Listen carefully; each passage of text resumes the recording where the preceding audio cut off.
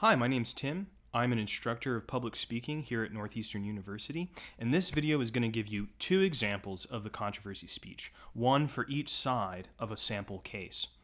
Before we hop into that sample case, let's say a few things about how the controversy speech works. First, you're going to give a biased re-narration of the case. That doesn't mean that you're going to totally invent and corrupt the case or anything like that. Bias just means I'm going to show my audience the reason for the position that I have. I'm not going to change any of the facts of the case, but I'm going to color them with my choice of emphasis, my choice of words, and you'll see that in the case. I'm also going to make an argument about a principle. I might not kind of announce it. You could in your own speech. I'm not going to say, my principle is, but you might be able to recognize in both of the speeches what the principle is. On the one hand, in the first speech, there's a principle of responsibility and risk for others. In the other speech, there's a sense of what's the kind of right thing to do, what's important in our world and our society.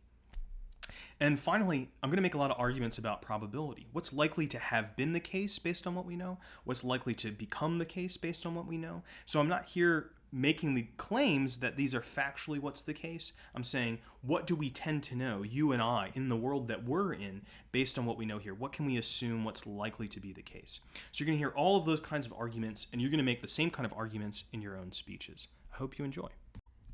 So here's the case we're going to use as an example. First, I'm just going to read it. Mikayla works at Panera Bread. The store manager recently promoted her to shift manager for closing. One of the jobs of the shift manager is to take inventory and to dispose of any leftover bread in the dumpster. Sharad also works the shift on register and has been at this Panera for 2 years, longer than Mikayla has. Sharad is friendly and laid back. He doesn't wear the name tag or visor that is part of the shift uniform. At the end of his first shift management, Mikayla takes inventory and starts to take it to the dumpster. "Give it here," says Sharad. "I always take the leftover stuff to the homeless who tent up behind the parking lot." The store manager has explicitly told Mikayla not to do this, as it violates food safety regulations and could put the store in legal jeopardy. Should Mikayla give Sharad the bag? Okay, now I'm going to give a speech from the point of view that Mikayla should not give the bag to Sharad. I don't know about you, but when it comes to my personal safety, sometimes I do take shortcuts. Here's my bandaged thumb that I just got from cleaning a can. But it's not that big of a deal. I feel most of the time I'm able to assess that risk pretty well for myself. But there's an important exception, one that I'm pretty sure we would all recognize. If I'm responsible for somebody else's safety, wellness, happiness, my risk calculation is very different. If it's somebody that's younger than me or older than me, someone in a more vulnerable position, even more so. If there are protocols and procedures that I need to follow, I'm not going to play around. Let's say I have to make infant formula. I want to make sure that it's prepared correctly at the right temperature. Don't want any bacteria to get in there. I'm going to follow those instructions as exactly as possible because we're talking about a baby and their health here. I wouldn't follow the same level of precaution for myself in terms of heating my food. I'll eat my pork a little bit rare. Let's say we're talking about an elderly person. Maybe I'm preparing their medication for them. I'm a caretaker. I'm looking at their pill minder. I want to make sure they haven't already taken it. I want to make sure the dosage is correct. I don't want to play around with that. I don't want to play around with my own medication either, but I want to be especially careful when it's somebody else's that I'm responsible for. And it's this kind of a situation that Mikayla has found herself in. With her new promotion to shift manager for closing at Panera Bread. Probably a promotion she got because she was responsible and she was recognized to be that. In the onboarding interview, though, the store manager has emphasized how important it is that after she takes inventory and the leftovers from the day go into the dumpster, that is absolutely essential or the store could be in legal jeopardy. Okay. So Mikayla is doing the first shift. Things are going well. She meets her new coworker, Sharad, who is, well, he seems maybe less responsible. How can we say that? Because he doesn't even follow the simplest of protocols. Things that don't really require any effort, like wearing the store visor or wearing his name tag. But he's friendly enough. They get along. And by the end of the shift, Mikayla's putting all of the leftovers into a bag. and she's about to take it out to the dumpster when Sherrod stops her while she's doing her job and says, "No, give it to me. I'll take it to the people who tent up behind the Panera in the parking lot who are homeless. I do it all the time." Sherrod's been there for 2 years. That's longer than Mikayla's worked at Panera Bread, and he got passed over for shift manager. Maybe this is the reason why. Maybe somebody knows about this. Mikayla should absolutely not follow what Sherrod is suggesting here. First, Mikayla has to be responsible to herself. She just got this job. The first day of your job, you shouldn't be kind of making shortcuts and exceptions. It's really important that we follow the protocols, especially initially. And who knows, this might have even been the kind of a test that's prepared for her by the store manager. If she violates it on the first day, she might lose her job. And we don't know her financial situation, but think about the burden of that. Missing rent, missing utility bills, things that might be really important that she was relying upon, that she's preparing for. So on that reason alone, she shouldn't do this. But there are so many other things that Mikayla needs to think about. She needs to be responsible not just to herself, but to her other coworkers, including Sherrod. Let's say there really was legal jeopardy at the store. Maybe the store would be closed down. Maybe Panera's legal team would decide it wasn't worth it to defend this single franchise. They'll throw them under the bus. Everybody loses their jobs. There's no way that we're in a moral position to decide that risk for people who aren't even present. Maybe people who work the afternoon shift. And maybe those people have way more responsibilities than Mikayla and Sherrod have. Maybe they have families and kids or other people they take care of. There's no way that this is the appropriate decision to make for other people who don't get a say in it. But not least of all, Mikayla is responsible to those homeless people who are very vulnerable. Now, you may say, it seems unlikely that anyone's really going to get sick from this because, hey, it's bread. Well, Panera sells many different products, not just bread products. There can be tarts and things that are eggy, things that can have microbes in them. And now they're all been cross-contaminated by being put together in a bag. So, not a great situation. So someone who is very vulnerable, someone who's not easily able to access the healthcare system, you're putting them in a much more serious position. Maybe it's something that is easily treatable, potentially, but this is not a place where people can get easy treatment. These are people who are living hard lives. So that's one reason that really needs to be considered very thoughtfully. But you might say, okay, well, Sherrod says that he's done this all the time. Well, should we believe Sherrod? Maybe he has, but maybe also there have been people that gotten sick in the past and he doesn't even know about it. How would he know? What's the relationship that he has with these people that he just kind of brings food to?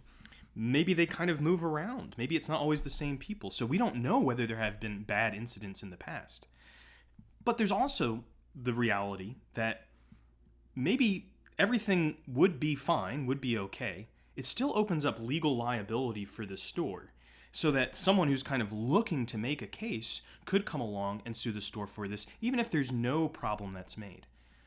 Because Mikayla needs to be responsible to herself, to her coworkers, and to the most vulnerable people in our society, she shouldn't do this. Well, what are the alternatives? There are plenty of alternatives.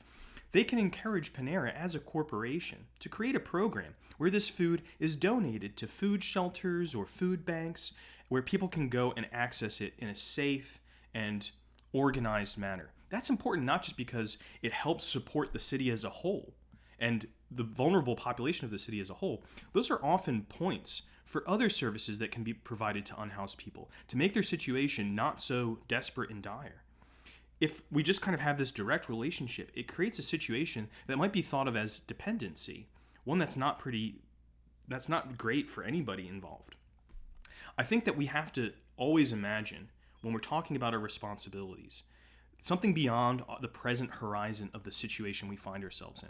We have to be thinking about the future, and we have to be thinking about people that are not able to represent the case for themselves.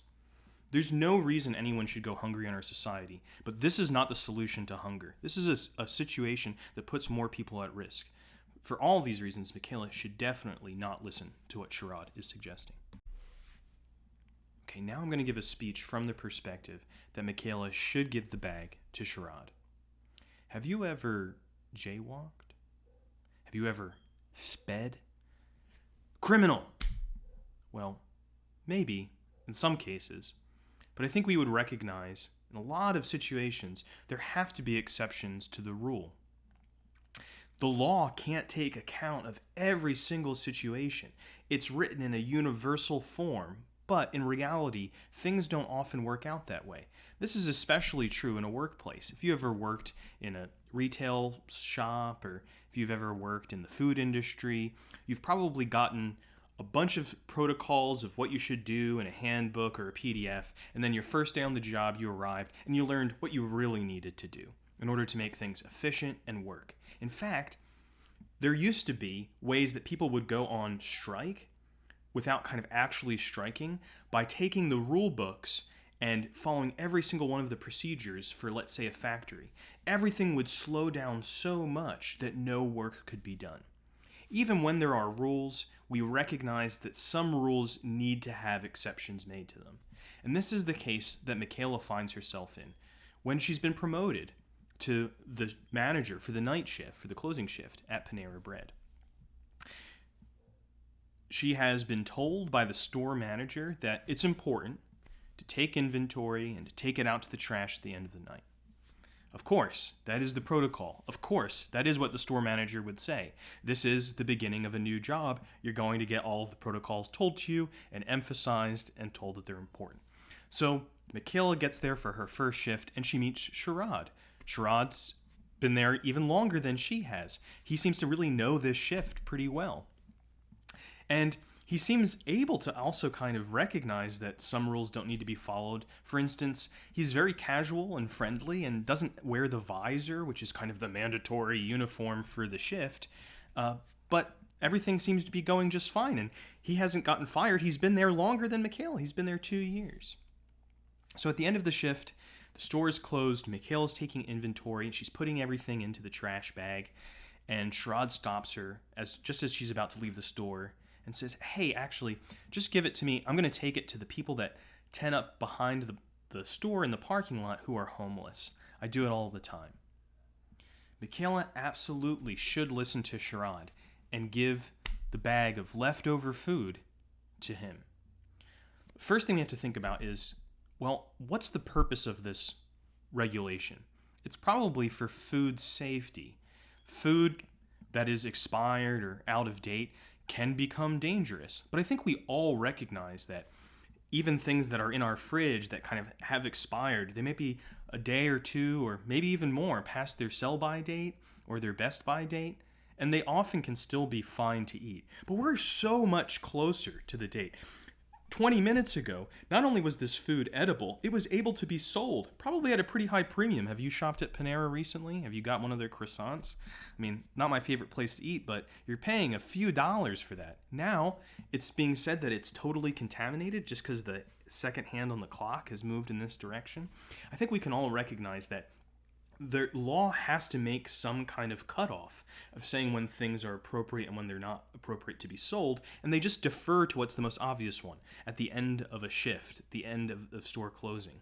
But that's not a realistic assessment about whether the food is safe or not, especially given that this is bread.